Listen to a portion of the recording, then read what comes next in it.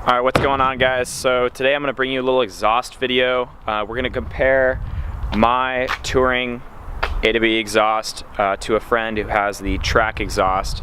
If you don't know the difference, the track just has no rear mufflers and it keeps the center muffler. And then it also has an X pipe before that center one. So we'll give you guys some revs, a little flyby from his car as well as my car, and we'll see how you guys like them.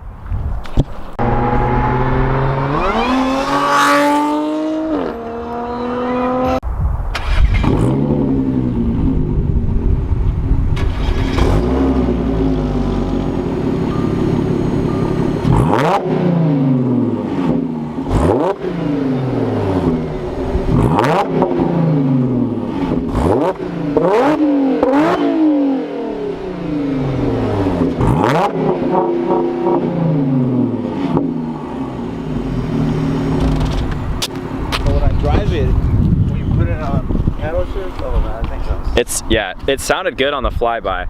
Alright, so that was AWE track exhaust, AWE touring, and you can tell my car has a tune on it, so I can go all the way up to redline. We're still trying to figure out if his car has a tune or not, because he's only able to go to 4K on the rev limiter.